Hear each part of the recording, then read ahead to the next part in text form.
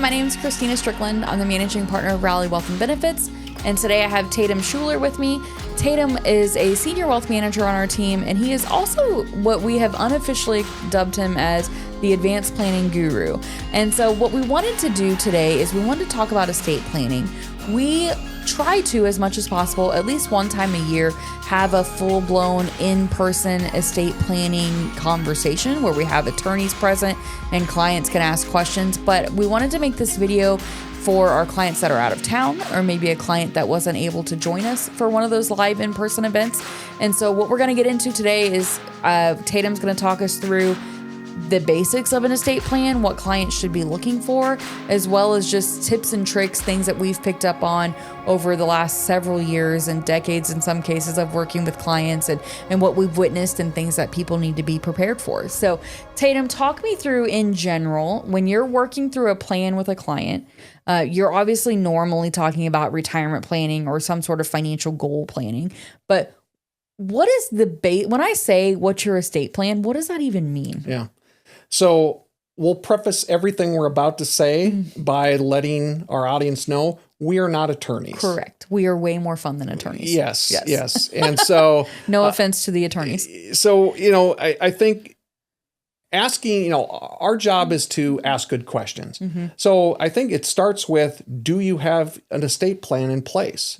And sometimes you're going to get people who are going to be able to rattle off. They say, yes, I've got a trust. I've got a will. I've got this, that, and the other thing. Some people are going to look at you with a blank stare and not really know what that is. And so I think high level, an estate plan is, I view it as you're trying to avoid probate and you're trying to provide in life directions to those trusted family members or friends for when you're gone. And so I think at a high level, if a person is going to go in and seek out the counsel of an estate planning attorney, some of the documents that you're probably going to walk out of there with are going to be a revocable living trust. It's your money. You're just putting a legal wrapper around it. You're going to probably end up with a living will and a pour-over will. Living will is going to be kind of your wishes at the end of life. A pour-over will is all of the assets that didn't get included in the trust that will living, or the pour-over will is going to dictate where are those going. You're probably going to have some things related to your health care. So a HIPAA authorization or release, that's just giving whomever you've named the authorization to discuss your health with the medical professionals.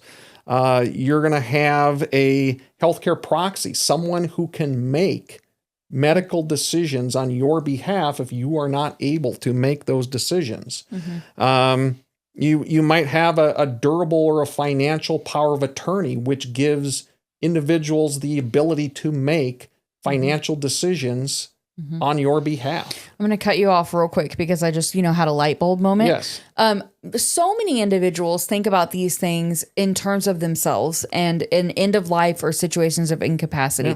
One of the things that I want to just throw out real quick is that if you have children that are over the age of 18, but maybe they're not married yet, or they're not in a significant relationship, and you as the guardian want to maintain that control, that is an important document that you should still have in place. So think of parents with kids going to college, or parents with kids who are just over 18 and don't live in the home.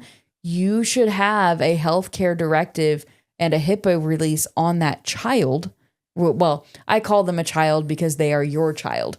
Legally, they are an adult. They should have documentation of, hey, if something happens to me, I want it to be my mom and dad, because it is not always the default that mom and dad get to make those decisions. So sorry, I just had that light bulb moment, wanted to throw it out there. No, and real quickly to follow up on that, with us going back to school and your kids going back to college, having those documents in place is important, because it's not a given. Right. That Absolutely. Mom and dad are going to be able to make those decisions legally. Once they're 18. Right. Yeah. It's technically only them. Absolutely. And that's just something we wanted to throw out there because we see that happen. So back to now us as the client. Yes. I'm dealing with What do I want to happen to my assets when I'm no longer here? There's also the what happens when I'm maybe still physically alive, but I'm not capable of making decisions. You talked about healthcare directive and HIPAA releases. And one thing I would say is it is very common to have those documents on file with a specific medical facility. I went to a doctor the other day and they said, hey, I need you to sign off this year's version of who can have access to my information. So I said, hey, my husband and my mom, let them know whatever they need to know. But one thing that I don't know that everyone thinks about is that document that I signed at that facility is only good at that facility. Yeah. So if I get transferred somewhere or I have to go see a specialist, that document doesn't transfer, which is why we'd want that HIPAA and that healthcare. What about financial things? If I'm still around, but I'm maybe not capable of making decisions. Yeah, and that's where the financial or durable power of attorney, you want to make sure, I've seen enough of these over time that have been drawn up to where you want to make sure that it's broad enough in scope, but limited in the nature of when that person can act. And what I mean by that is if you're not physically or mentally capable of making those decisions. Having that durable or financial power of attorney so someone can step in and make those decisions is important.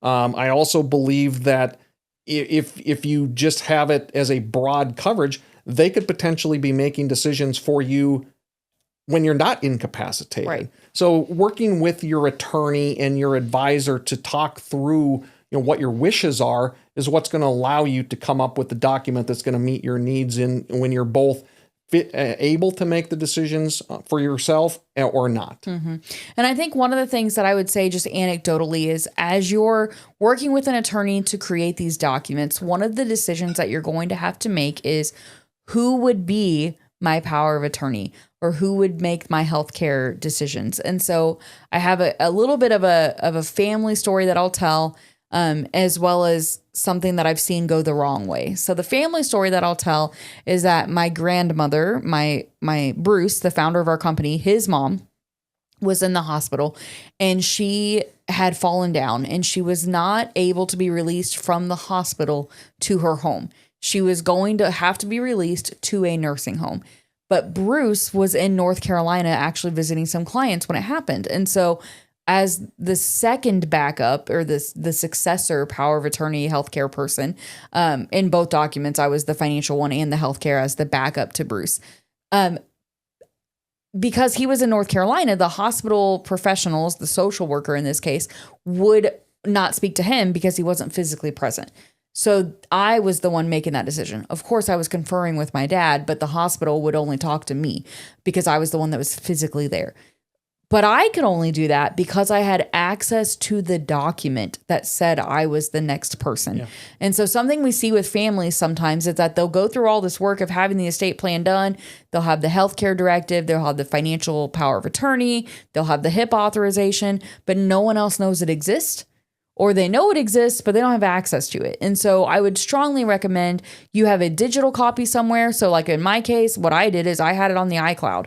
So I could on my phone pull up and show, hey, Mrs. Social Worker, here's the document that says if Bruce Glenn's not available, it's Christina Strickland.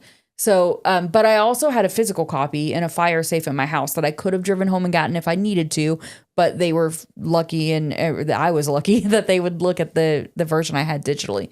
That's one thing. So just kind of an anecdotal story, but you have to have access to that document and you have to have a backup listed. The second thing I think, and Tatum, you have siblings and I have siblings. So, pray that never comes into place. But here's what I'm saying. Sometimes parents struggle to pick a sibling or a child. So like I have 3 kids. I have a different kid that's my favorite every day, depending on their behavior, right? Sometimes when you're picking the person in your life that you want to represent you for financial and healthcare decisions, it can feel like you're picking a favorite, which is not a fun decision, right? And so what we often see is that sometimes individuals want to list all of their kids to make those decisions. Tatum has 2 sons, so I'm going to pick on him. If you did that and you listed your 2 sons, what happens if they don't agree? A lot of fighting. Right. And a lot of potential animosity, not only at that moment, but going forward. I think your comment and your suggestion of picking one, the whole point of the estate plan, I think in our experience, is helping clients make the decision today so other people feel comfortable making those future decisions, because it was mom's decision. It was dad's decision, as opposed to now I've been put on the spot and I have to make that tough decision myself, which if there are siblings or other family members, potentially can cause animosity and lingering bad feelings. And so that's where I think naming the one person and spelling out what my wishes are. And that's where I think that your team of your advisor and your estate planning attorney can help you think through those topics of if this happens to me, how would I want that handled? Who would I want to handle it? And then spell out your wishes so Junior doesn't have to make that hard decision. Absolutely. Yeah. But I do think just one person and a backup, because we see it weekly that there's a disagreement. And the last thing we want is a family to be torn apart over a disagreement when it could have been avoided if wishes were made clear and there was one person kind of holding that accountability stick.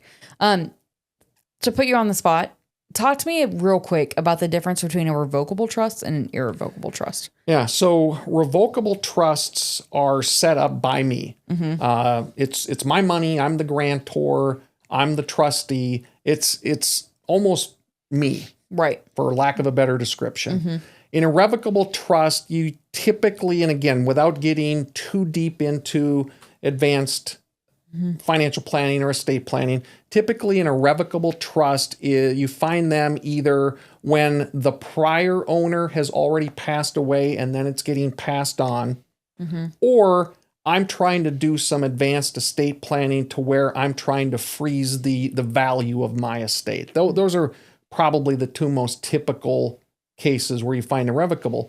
But where that comes into play is potentially on how those assets that are in that trust, especially the market-based assets, are getting passed on to you with stepped up cost basis and things like that. And again, depending on what your goals are, that's where your attorney and your advisor are going to be able to help steer you in one direction or another as to what type of trust you may actually want and need. The other thing that I think we would just kind of go through as the advisors is we want to have the pre-conversation, Mr. and Mrs. Client, or Mr. Whatever it is, right? Client, what is it that you'd like to happen? Heaven forbid something happened to you, or heaven forbid you're incapacitated. So we want to have that pre-planning conversation of, hey, what is our relationship providing the fruit of? What do you want to happen? How does it work? And we can, while we're not attorneys, we can say, hey, here's our perception of what you have going on. And then we take that and we go to an attorney, either one in our office or somewhere else, and say, hey, this is what we believe to be what's going on here. And we really enjoy having that conversation ahead of time and being a part of that process, because the reality of the situation is you probably talk to us more than your attorney. Typically, you're talking to us, somewhere between 1 to 4 times a year. An attorney may write your document and you may never see them again. And so we like to be a part of that process so that we are aware and so that we can provide support where appropriate. But you should talk to the attorney more than the one time. So how often should that be looked at? Well, and there is no set answer. I think it's as you're meeting with your advisor and we're evaluating your changing life, maybe you've had divorce, you've had birth of children, you've had death that is impacting your current plan. And so those would be the times where you're potentially wanting to bring the attorney back in to evaluate, do changes need to be made? You have a trust, do we need to amend it in any way, shape, or form? And I think the key there is that estate planning is not a one-time deal. It's especially I think with your advisor, it's an ongoing dialogue. It's an ongoing process of Every time that we're meeting, we're asking, hey, your beneficiaries are set up with that. Has anything in your overall situation changed that would warrant making changes to your beneficiary setups or bringing the attorney back in? I think that's where I've seen situations where when we ask, does someone have an estate plan? And they'll tell us, oh yeah, I have a trust that's 20 years old. A lot has changed. A lot has changed in 20 years, not only with the law, but probably your overall situation, especially as it relates to family. And so, those are going to be the things that we're going to be keying in on is if you do have a plan in place, when was the last time you reviewed it? Right. So as advisors, we want to be a part of the pre-planning conversation. We'd like to at least be witnesses to the plan. So again, we can make sure that what we are doing on the financial side is collaborating with what you're doing on the estate planning side. The second thing is the behind, the after we cross the finish line, what we refer to as the implementation phase. So in the implementation phase, things like, you did all this work to write a trust. Okay, well now, have we changed your beneficiaries to be the trust? Have we added a transfer on death? And here's a big one that I didn't think about earlier when we were discussing this is, do you have an account somewhere in the name of a trust? And I will tell you a story. We had not even a client, just a family I knew from church that unfortunately both the mom and father died in a car wreck at the same time. And so the family was dealing with a very large loss. Their home was deeded to their trust. So the trustee was now going to sell the house. All of the proceeds from that sale were made payable by the title company to the trust. In this example, let's say it's the Strickland Family Trust. It wasn't obviously because I'm still here, but let's say it was the Strickland Family Trust. Here's where the problem came in. The individuals that had done all the work to set up the trust had never set up a checking or a bank account, a savings account in the name of the trust. So the trustee has this check from a title company made payable to so-and-so family trust, and they have nowhere to take it. They eventually were able to take their trust documents and a check to a local bank to sort it out, but that took days. And I just think, gosh, you do all of this work and you make the investment. I mean, trust, it's not free. Yeah. You've got to make an investment. Don't stop there. And that's where, like, as advisors, we love to be a part of that process because we can kind of be holding that checklist. Hey, did you do this? Did you do this? Did you do this? Because if you didn't, then unfortunately, all of that time and effort you put into building your estate plan might be pointless. Yeah.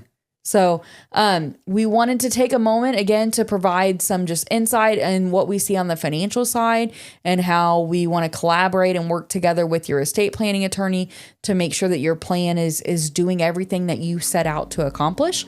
Hopefully you can make it to one of our live events where we have attorneys present. But if not, you want to set up a call or a virtual session, we'd love to walk through, again, what we see on the advisor side and how we can support you in setting up your estate plan. So if you have questions about that or anything else, please reach out to us at Rally Wealth and Benefits. We'd love to help.